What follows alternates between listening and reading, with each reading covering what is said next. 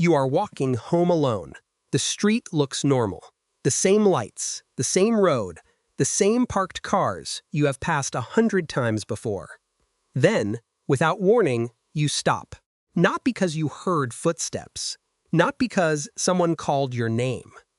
Nothing touched you. Nothing moved in front of you. But something inside your mind quietly says, "Turn around." So you do. Behind you is an empty sidewalk, a few dark windows, a car disappearing around the corner. No one is there. You tell yourself it was nothing and start walking again. But now you are listening more carefully. Your eyes move faster. Your shoulders feel tighter. You walk a little quicker, even though nothing about the street appears to have changed, except the way you are paying attention. Almost everyone has experienced some version of this. Walking through a parking garage, looking into a dark window, standing alone in an empty hallway, or sitting in a room and suddenly feeling as though a pair of invisible eyes is focused directly on you. Sometimes you turn around and find someone looking. Other times, there is nobody there. But in the moment, the feeling can seem completely real. Real enough that many people become convinced they sensed another person's stare. So can humans actually do that? Can you detect someone's eyes without seeing them, hearing them, or receiving any ordinary clue that they are nearby? Imagine someone standing behind you now. They do not move. They do not speak. They simply stare at the back of your head. Would you know? It feels as though you should. But controlled experiments have not established a reliable hidden ability to detect an unseen stare. People sometimes report being watched when nobody is looking. And sometimes they fail to notice when someone really is. The feeling is real. The sixth sense probably is not. That creates a better question. If you are not literally detecting an invisible gaze, what are you detecting? The answer becomes clearer when the eyes are no longer hidden. Look across a crowded room. There may be dozens of faces. Most are looking at friends, phones, doors, drinks, or something happening elsewhere. Then one person looks directly at you. The moment your eyes meet, that face becomes different from all the others. Not necessarily frightening, not necessarily friendly. Just important. A face tells you that another mind is present. Its eyes tell you where that mind's attention may be going. Direct gaze tells you that its attention may have reached you. That is why eye contact can change an interaction before anyone speaks. Someone looking away may be thinking about anything. Someone looking directly at you may be waiting for an answer, inviting you closer, warning you to stop, trying to understand you, or judging what you have just done. Eyes are small. What they reveal is not. They reveal that another mind has noticed you. But why should another person's attention matter so much? For an animal, being noticed can carry an obvious risk. A hunter looking elsewhere may not be an immediate problem. A hunter that turns toward you has changed the situation. The gaze does not guarantee an attack. It means you may have become relevant to whatever happens next. Humans added another layer. We did not survive only by avoiding teeth, claws, and physical violence. We survived in groups. And inside a human group, attention could have consequences long after the moment itself had passed. Imagine living in a small community where almost everyone knows everyone else. People remember who shared food, who kept a promise, and who disappeared when the group needed them. There is very little anonymity. What other people see can affect whether they trust you, cooperate with you, protect you, punish you, or push you away. A predator's gaze could threaten your body. A human gaze could threaten your place in the group. That does not make every stare hostile. Eye contact can express affection, trust, curiosity, attraction, cooperation, or simple recognition. Its meaning depends on the face, the relationship, and the situation. But that uncertainty is exactly why it matters. Direct gaze means another person's attention is on you. Until you understand their intention, the meaning remains unfinished. This also helps explain why being watched changes behavior. Think about completing a task alone. Now imagine doing the same task while another person silently observes you. Your movements may become more deliberate.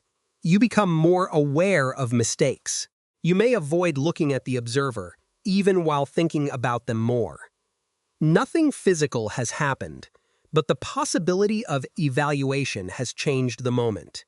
Still, this only explains what happens when the watcher is real. It does not explain why you sometimes turn around and find an empty hallway. The missing piece is that your conscious mind is not always the first part of you to notice a clue. Maybe something moved at the edge of your vision. Maybe a reflection changed. Maybe footsteps behind you stopped matching your own. Maybe a conversation became quiet as you approached. None of these clues needs to be clear enough for you to describe. A weak signal can still redirect attention. By the time you consciously think, "Someone is watching me," your attention may already have shifted. You feel the conclusion before you understand the evidence that produced it, that can make the experience seem supernatural. You did not consciously see a face. You did not consciously hear a person.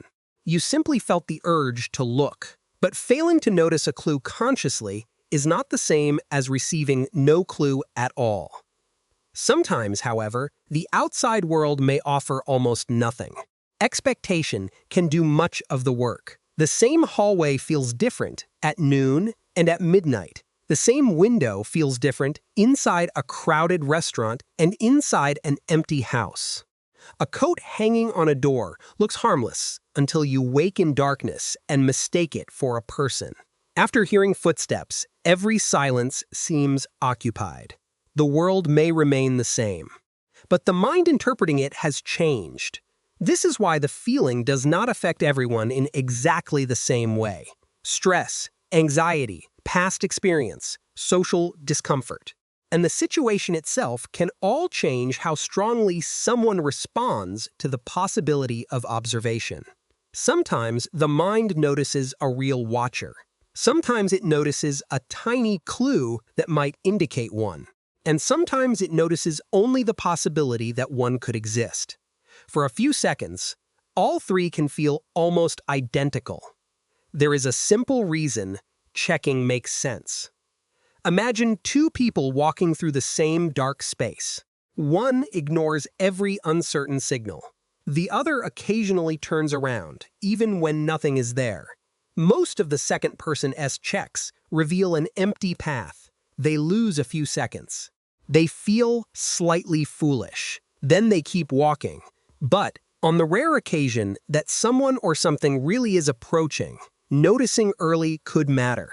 The system does not need to be right every time.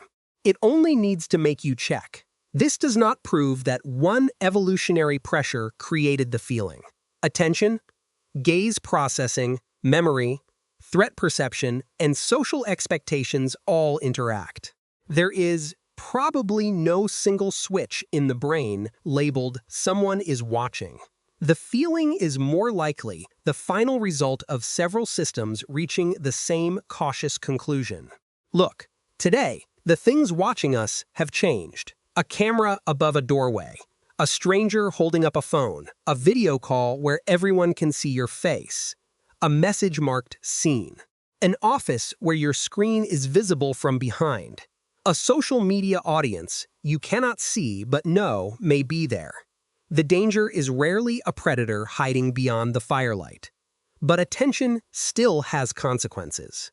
You can be judged, recorded, remembered, misunderstood, or shown to people who were never present when the moment happened. The technology is new, the importance of other people's. Attention is not. So the next time you suddenly turn around and find no one there, you probably did not detect an invisible signal coming from a hidden pair of eyes. Maybe you caught a movement you never consciously recognized. Maybe the environment changed. Maybe your expectations filled in missing information, or maybe somebody really was looking and turned away before you saw them. Your mind cannot know until it checks. And that may be the point. It would rather make you turn toward an empty hallway than make a real pair of eyes too easy to overlook. Because eyes are not powerful simply because they can see you. They are powerful because they reveal that another mind has found you. And once another mind is paying attention, what happens next may no longer be entirely under your control.